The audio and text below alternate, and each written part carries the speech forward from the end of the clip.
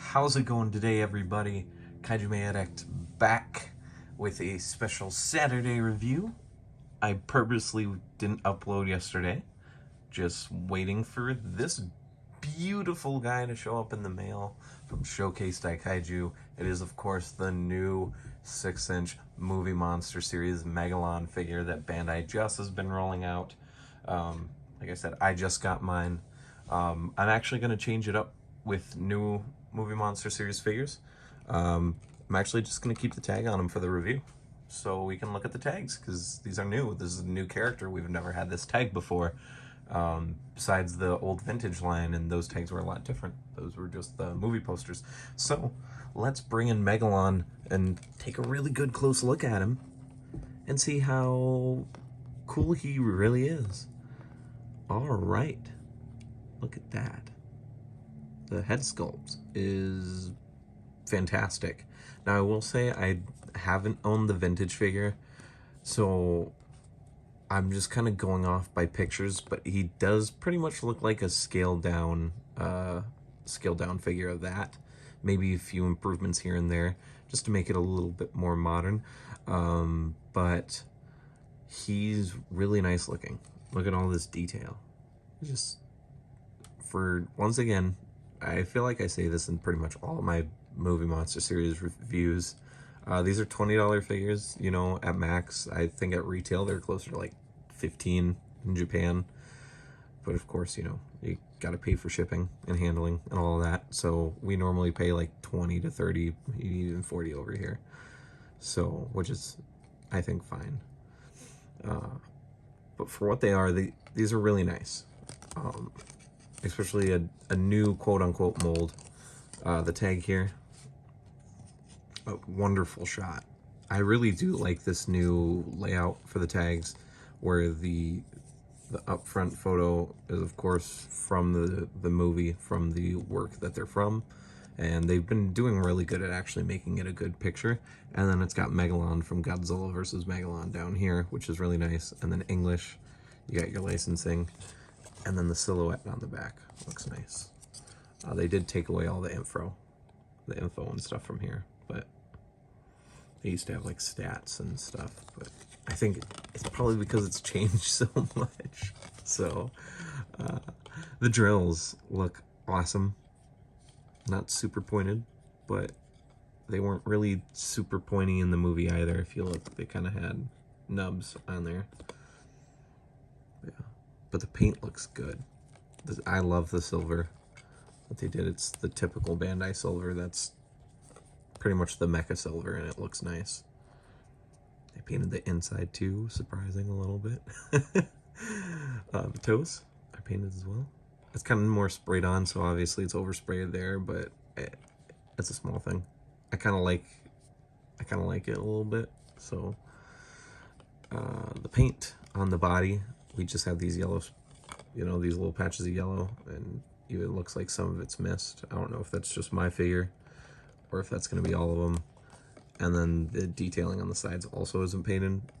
Once again, $20 figure, nothing too surprising of Bandai. I'm just more shocked that they added the yellow on the back. When we started seeing pictures of this guy, I was like, okay, so this is just going to be all blank. And no, it is not. They do have the pattern on the wings, which is really nice. And then they also have the mold lines, as you can see. He doesn't have the tail spikes painted, but the tail, a little short, but there's a lot of detail in there. There's actually a lot of detail on this figure. Yes, it could benefit from a better paint job. But I mean, that's kind of, you know, our choice. We have people that, you know, if you pay them, they'll do that. The top, the crown, the kind of the mantle, he's got fur right there. That fluff kind of in there, that inner circle. His crown. And we'll take one last look at that head again. The mandible, or not the mandibles, the antennae are a little different color. To be honest, they could be a little bit more yellow, as you can see there, but it's not too, you know, shocking. The eyes, look at the eyes. Oof, those are beautiful. That is an absolutely like eye-catching part. Oof, those look nice. The mouth's good. And the horn, which, by the way, people have been saying it's too long and it's too thick, which is true, yes. But it was like that on the vintage figure. It's even kind of like that on the YMSF. It's just so it doesn't break.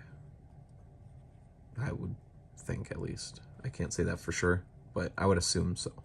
Bandai kind of likes taking pieces that are easier to break on these vinyls and they kind of blow them up just a little bit. All right. Well, I think that's pretty much it for the detail and stuff. Let's look at this articulation. So this guy's actually got a lot. I thought he would kind of be lacking, and he's got quite a bit. His head can go 360. Super easy. The arms can go out. That looks silly.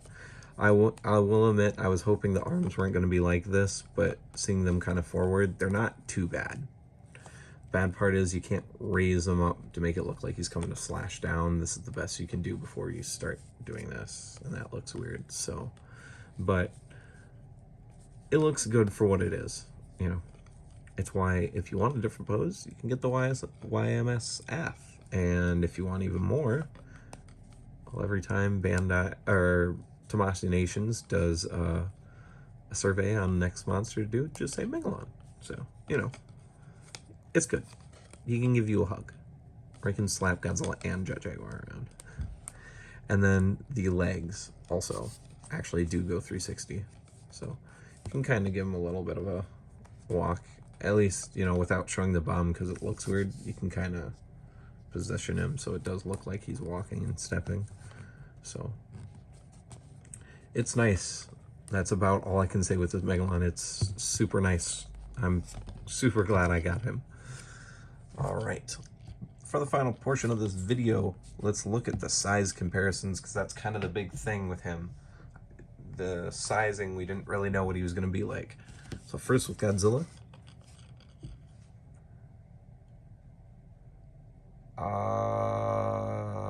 Godzilla's just a little bit too big, but I mean, every video that I've had 75 in, that's kind of what I've equally said, but honestly, this doesn't look too bad at all. Even through the camera, this looks pretty darn good. All right, so Megalon isn't the smallest, but he's also not the shortest. Let's compare him to the Jet Jaguar that just came out. Looks good, looks good, I like it. Yeah, that's good. I like that. Yeah. All right. And for the final two, obviously going to take his buddy in crime, Gigan, which this is just about spot on, I would say. Holy cow. Because you can kind of see that Megalon, the mold, his head's looking forward, so technically he's losing a little bit of height. So maybe he is almost completely accurate. It's just that the head's kind of looking down and forward, kind of more menacingly. So, I mean, quite honestly, yeah, this Megalon's pretty much in scale with everyone. And then as a bonus one, I will show off a figure I unboxed a few days ago. The Bandai 2014, which, this looks nice. I like this. Interesting. That looked very nice. I like that scale. All right. Well, for my final thoughts on this, is he worth picking up? Absolutely. Buy him. I'm being told by one of the groups I'm in, one of the Godzilla collectors groups, it sounds like this guy's now on back order, which does make sense. It's one of the figures that probably does deserve it. You know, Jet Jaguar looked good. You know, it was exciting to be getting a new Jet Jaguar, but we did already have a 6-inch version of him. Megalon, as I've said a few times in the video, completely brand new. Not something we had before in the 6-inch line, at least through Bandai. So this is kind of predictable. I feel like it's probably going to be hard to get him for probably a few more months at the least. I would recommend, you know, try to pick him up as early as you can, but also don't spend more than $40 for him. I think that's kind of now the more average Bandai vinyl price. For the pandemic, it seems like things have gone up. It's harder to get things over here. Thus, you know, sellers have to charge a little bit more, because if you want it within 3 or 4 months, they've got to spend more. So I'm completely fine with Bandai's being a little bit more expensive, and I'm completely fine with telling you guys to spend closer to $30 on this rather than, you know, 20, you know, 15, 20 bucks. We don't know if these are going to go to the Amazon store or not, or if these are just going to be secondhand sold, but it's pretty much been for 2-3 years now that Bandai's have been sitting at $19, closer to 20, closer to 25 for some of them. So yeah, this figure's easily an 8 out of 10. There's a lot of good things. There's a few small paint things that could be better, but you know, it's a Bandai figure. I'm not expecting YMSF quality or higher. He's wonderful. Add him to your collection. Wait for him to be closer to retail though, like the 25 to 35 range. Don't spend more than 40. I don't for sure think it's worth it unless you're paying extra for shipping to get him here faster. Just wait till he comes back in availability. So if you guys enjoyed this video, please like, maybe leave a comment on what I could do better, what I'm doing that you like, maybe some ideas to keep things fresh. I don't know.